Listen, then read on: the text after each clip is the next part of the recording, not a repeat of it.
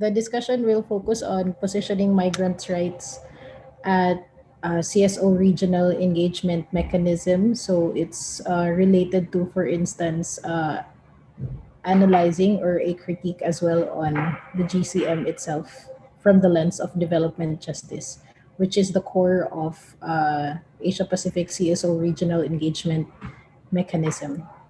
The Global Compact on Safe, Orderly, and Regular Migration.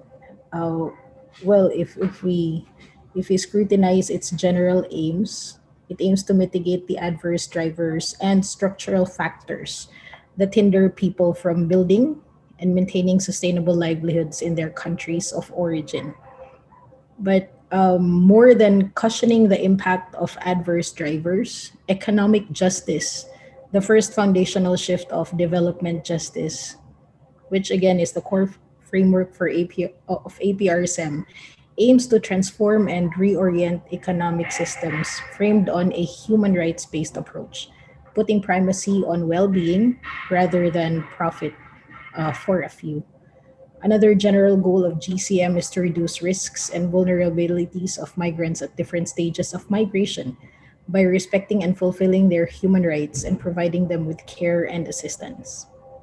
Social justice, DJs, or development justice second foundational shift seeks not only to reduce risks and vulnerabilities, it encourages CSOs to step up, challenge, and eliminate all forms of discrimination, marginalization, and inclusion.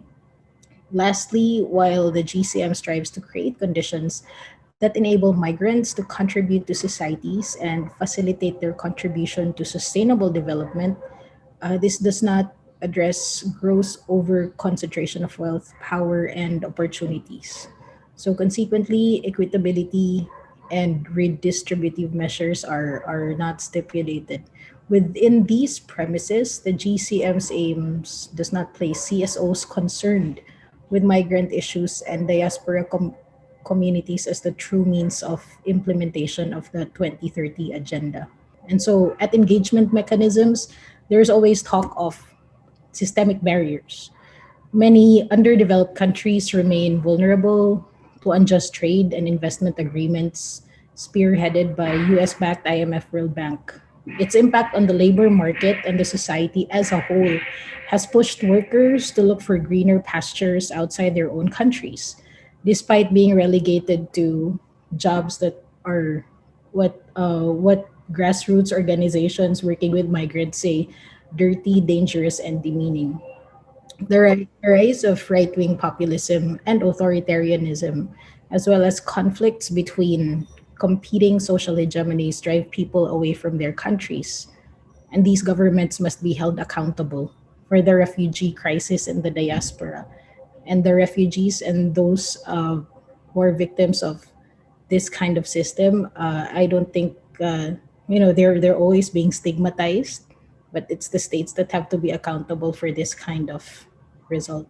And so these persistent systemic barriers are impediments to the achievement of the SDGs.